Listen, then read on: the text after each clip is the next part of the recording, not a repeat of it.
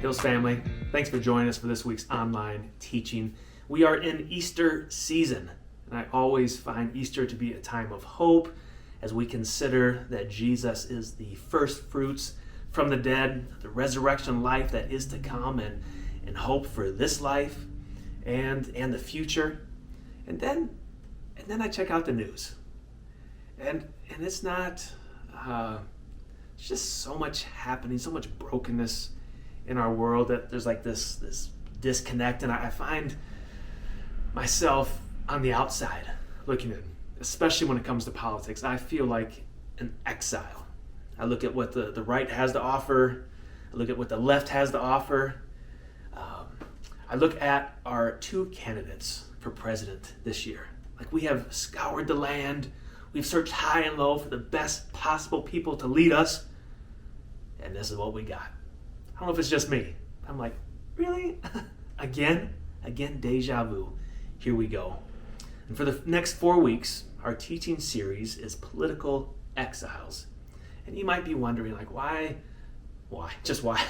Why are we doing this, Matthew? And I don't enter this conversation these next few weeks lightly or haphazardly or just like, it'll be fun. Because it may not be. It may not be fun at all. But I have a deep pastoral concern for you, concern for our city. And we are a divided country. We are polarized. There's no nuance. Both sides are propagating fear. This is the end. Our democracy is up. You can find those headlines that fear everywhere. And I think our faith is more than just a heavenly matter. It's more than just a personal relationship with Jesus, though it's not less than that. Our faith has both vertical and horizontal dimensions, and we see this on the very first pages of Scripture. When God gives our first parents, He gives them a job to do. They are to work for the flourishing of creation. You might call it the first great commission. God didn't create humanity so that He could one day rescue us away from this old, nasty world and into an immaterial heaven. He created us to be His image bearers, and He gave us a job to do.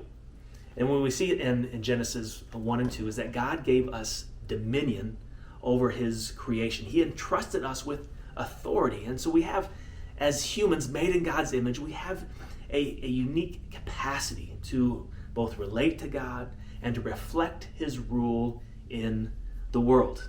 And so if we have a small view of discipleship, then discipleship is just about reading the Bible and making sure we're getting our quiet time in and making, giving, going to church, which that's part of it. But that's a small view. A larger, broader view, a holistic approach to discipleship says that our faith impacts not just our devotion time, but it impacts our families and how we treat one another. It impacts the way that we view our work and how we do our work. It impacts our relationships and how we forgive and how we reconcile. It impacts even our politics. It impacts our view of creation stewardship. All these things under the umbrella of discipleship. And some of us in the church have very strong feelings about politics and your side. I've talked with some of you, very, very passionate, and I want you to continue being passionate. Others of you, you're like, politics. Peace. I'll see you in a few weeks. I hope that you will engage in this conversation with us, and you might even find the Spirit of God working in your life. And to get us started for this first week, I sat down and had a conversation with Dr. Charlie Self. You might remember we did this 4 years ago, and Dr. Self was with us a couple years ago when we talked about faith and work. And Dr. Self he's a historian, he's Berkeley educated, he is spirit filled, he is a Jesus follower, and he is just a full of wisdom. He is full of wisdom. He is author of several books. He is a seminary professor, and he reads widely. He's one of the wisest people that I know. So I invited him to have a conversation with him on all things politics, and our conversation went longer than we normally have for our time together here for these microchurch videos. So if you want the full conversation, in the YouTube description of this video, there is a link to the unedited full version. It's about 15 minutes longer than what you're about to watch. So if you want the full conversation, and then get out pen and paper, take some notes. Dr. Self is going to be back with us on May 5th. It's a Sunday when we're at Hallett all together. He's going to speak for just 15 or 20 minutes, and then we're going to open up to Q&A. Some questions and answers, all things politics. So if it's something that comes up today, in the coming weeks, something we don't discuss but you're curious about, we're going to have an opportunity for you to ask questions.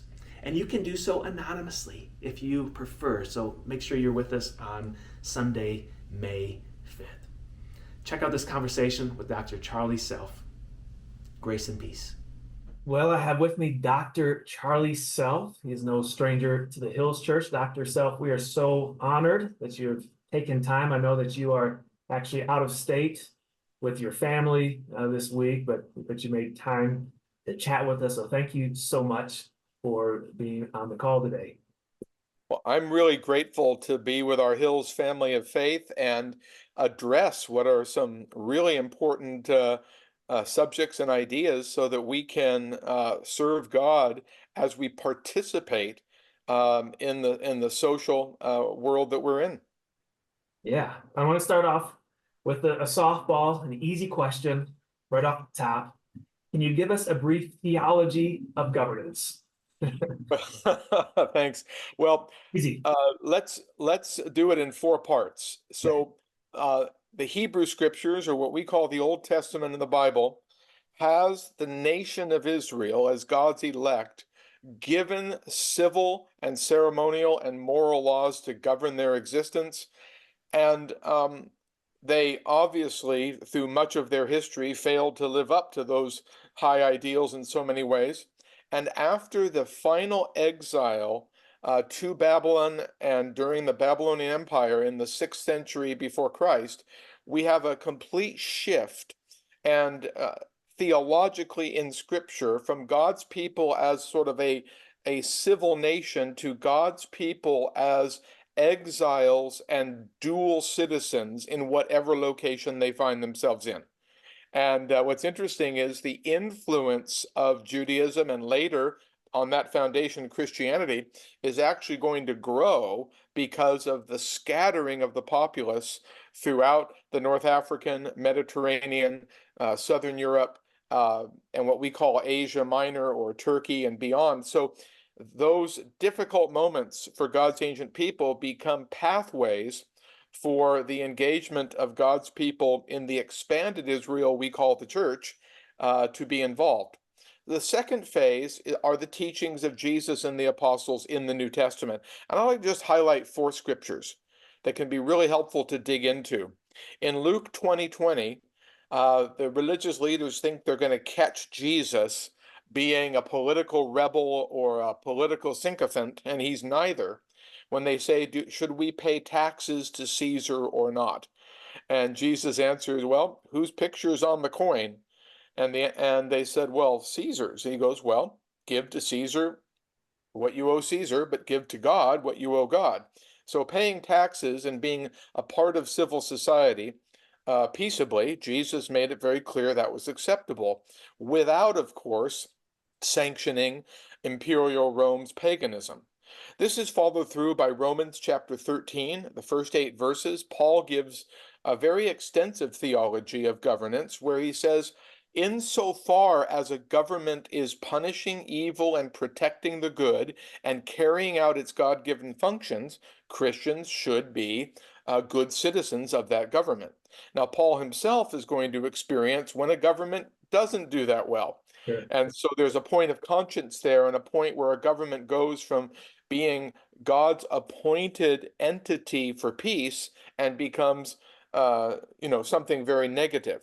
1 Peter chapter 2, starting with verse 13, we see a similar kind of thing. Fear God, honor the king, pay your taxes. So there's a sense in which Christians are called to be excellent citizens. 1 Timothy chapter 2, Paul says we should be praying for those in authority, and we should respect those in authority. So there is a biblical theology of Christian citizenship. Now, the third phase I want to bring out to you is what we'll call most of church history.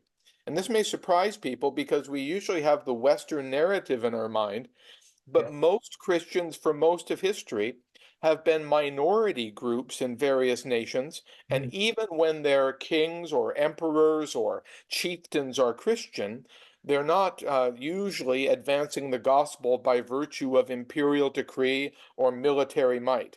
Mhm. And so Christians have always had tension, sometimes when their values and influence are positively received, there's more peaceable experiences. Other times they're persecuted by those in authority.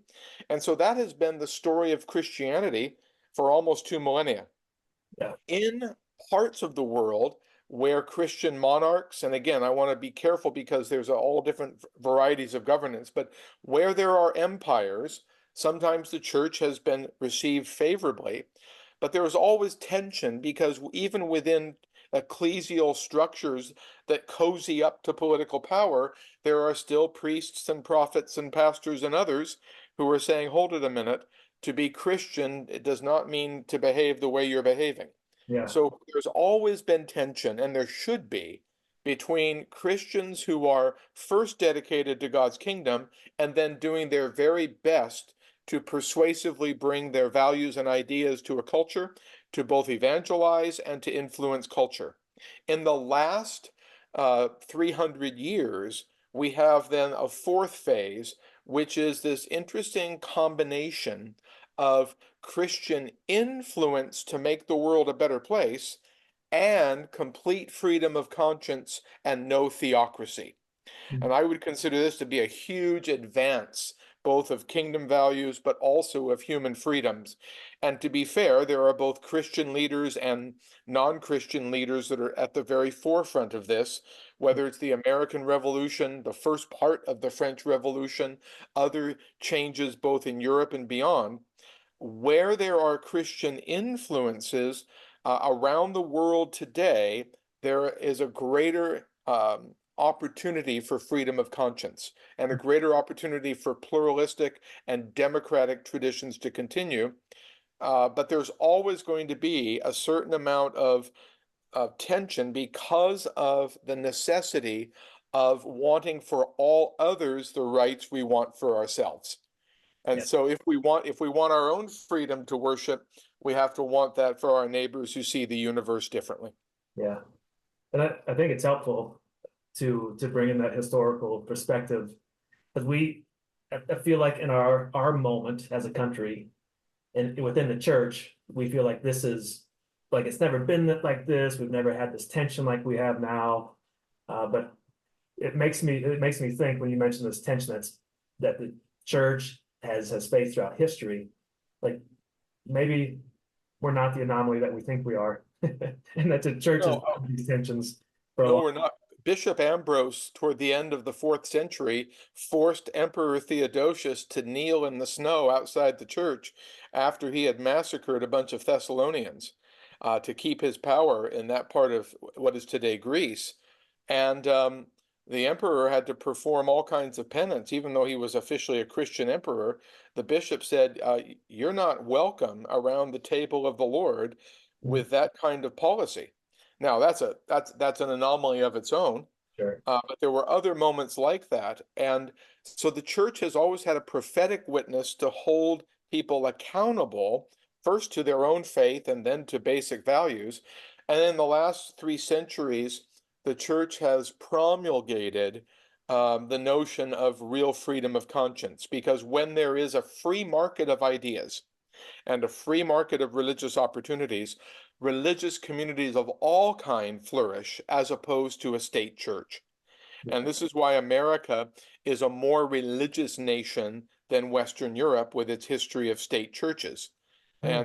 And there's a deeper 20th century history behind that.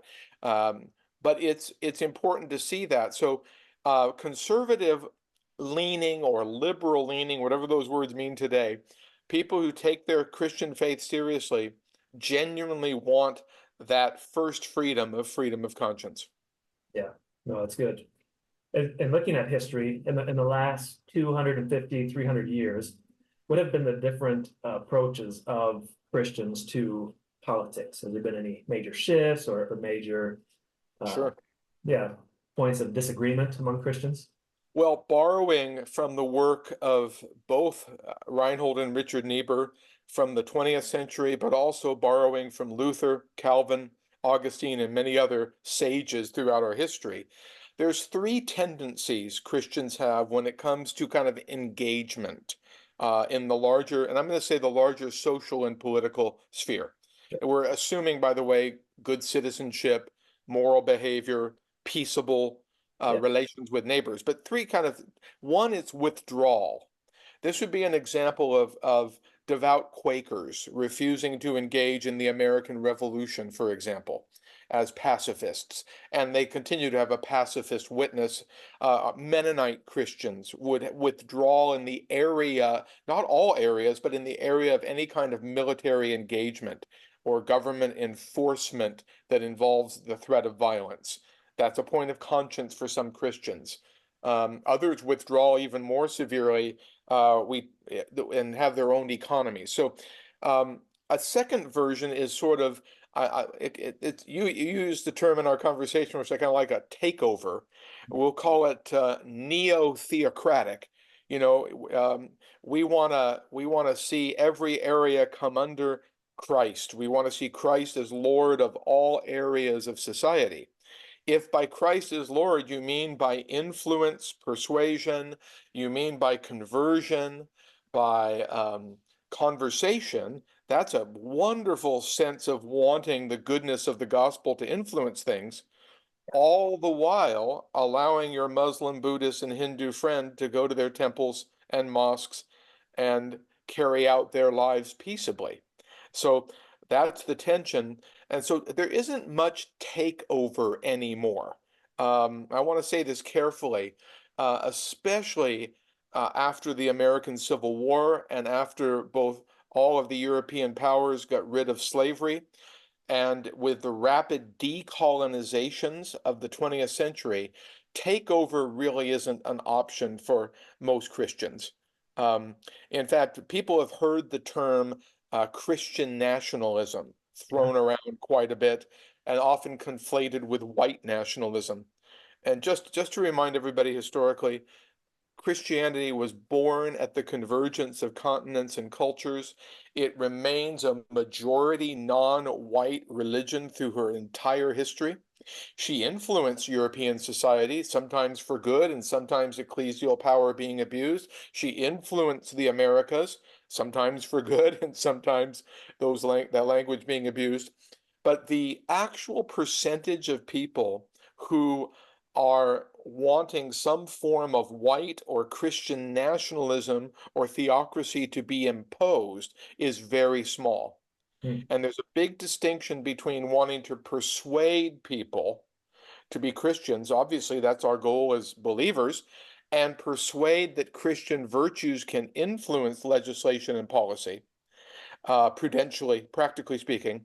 But that's very different from the imposition of a theocracy. sure. And so I want to just make that so withdrawal, takeover, but by far the most nuanced, complicated, interesting category is engagement. Yeah, What does it mean for exiles who are first citizens of God's kingdom and secondly citizens of a given location, what does it mean to engage? And this is where, especially in the last 300 years, there has been some really positive developments of Christians and non-Christians leading the way to get rid of slavery, leading the way to prison reforms, factory reforms, child labor reforms, other things in the 19th and 20th century. Civil rights was not exclusively Christian, but very Christian oriented, such that again, secular friends, Muslims, Jews, and others joined Martin Luther King in that movement, culminating in both civil rights and voting rights acts of 1965. Um, that's an example of Christian influence without theocracy, without imposition. So, really, for this conversation, we want to talk about engagement.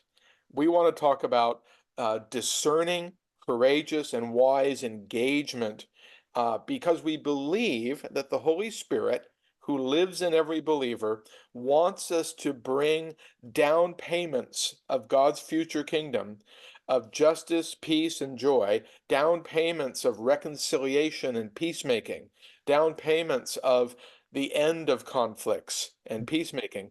So but those are something brought about by the virtue and the power of the integrity and incarnational witness of the church. Yeah. And I think you started to touch on it, but how should we think about politics today? There was a couple terms you just went through real quick, but Yeah. could you hit on those?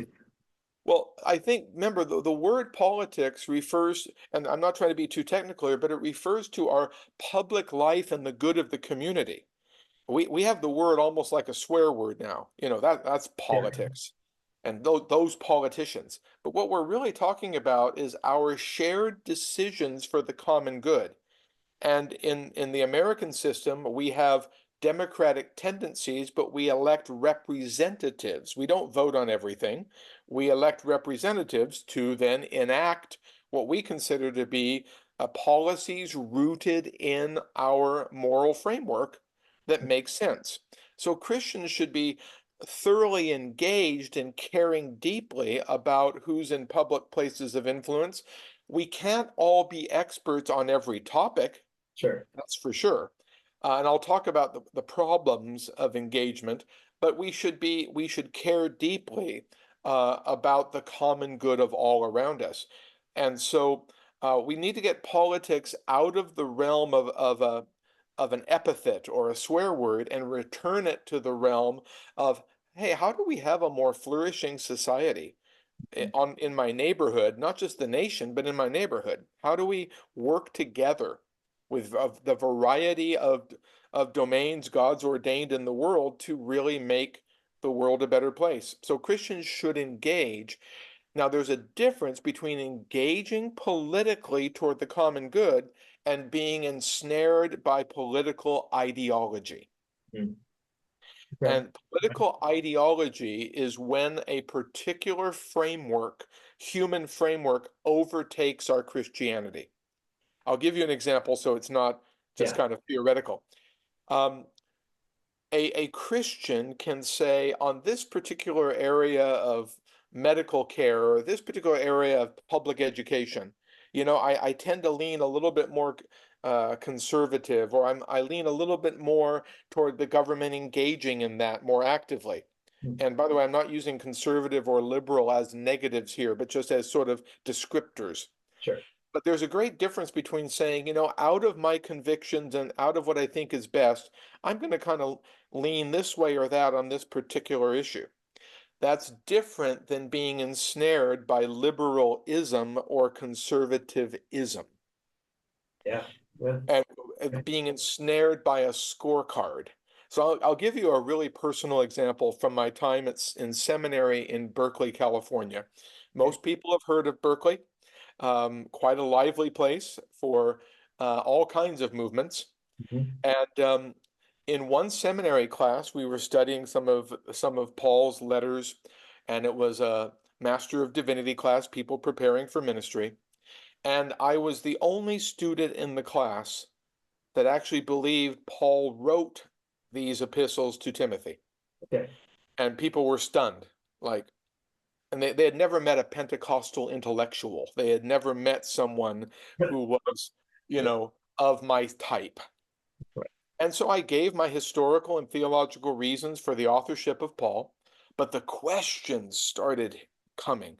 Mm. Well, if you believe this is Paul, you must hate women because Paul tells women, and I said, no, actually, I think they can serve in any function God has for them. And my particular movement, and I'm very tender to the fact that our listeners come from every background. So I'm not promulgating, a denomination per se, but the particular movement I'm part of, we ordain women, and we think they can hold any office God chooses.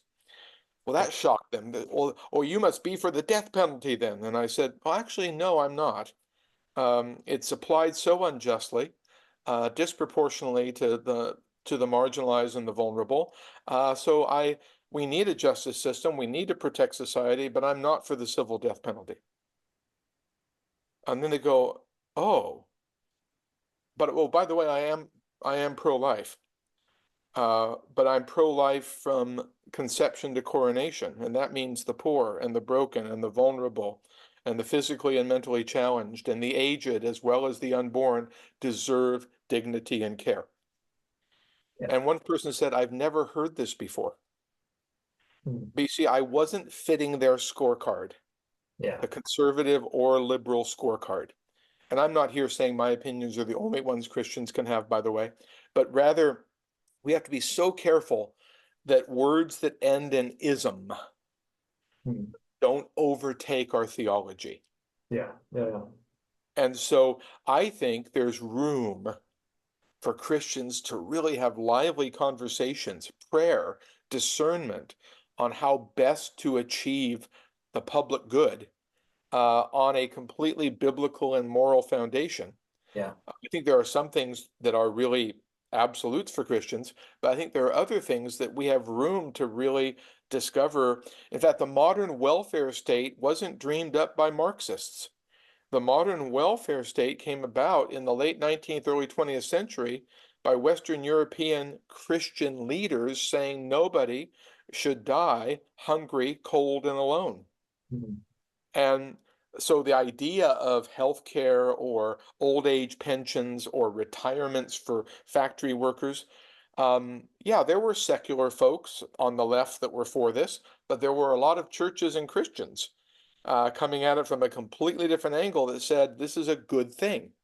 Yeah. And now we can argue about the apparatus of all that today and how things should be done, but it's really fun to look at the history of Christian engagement and realize, wow, we've been at the forefront of almost every positive social change Mm. all the way into the 1960s. So from the mid 17th century, when the religious wars finally ended, and different movements were allowed to express themselves for 300 years. There's a very positive record, as well as the great failures regarding slavery and segregation, or some other great failures regarding peacemaking in wartime. The two greatest failures of Western Christianity had to do with the American church refusing to, or dividing over and refusing to engage the slavery issue Mm. and the segregation issue. And it cost us a civil war, and it cost us another century of real challenge, and the failure of the churches in Europe to bring peace at the beginning of World War I. Mm. And you can watch the end of serious Christian influence in Europe come as these Christian nations destroy each other in 1914.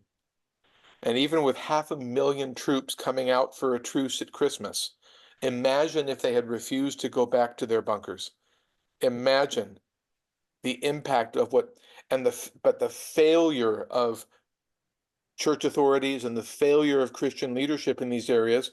We have to own that history, but we can also own a lot of other history that's much more positive.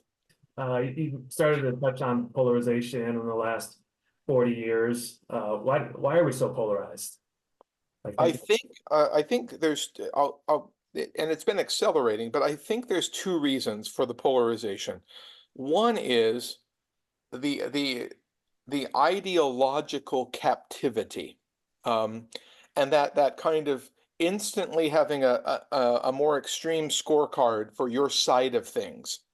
If you just look at the votes, and I'm talking about in states as well as the federal government, if you look at legislation prior to 2000, you find all kinds of party crossover, depending on the particular piece of legislation, all kinds of cooperation, crossover, disagreements. But since 2000, you've had this, if you're not in lockstep with the party, you're wrong.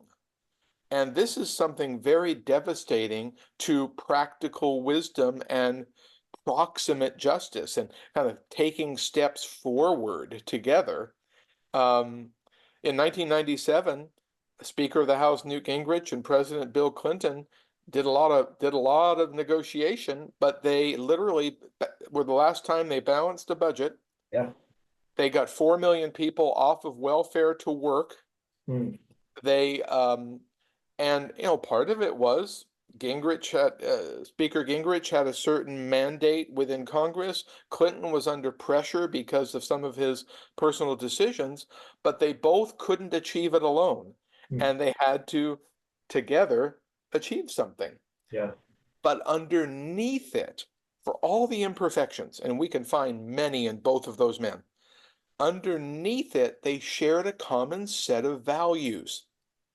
Now, they didn't live up to them completely, but they were at least informing how they went about doing things.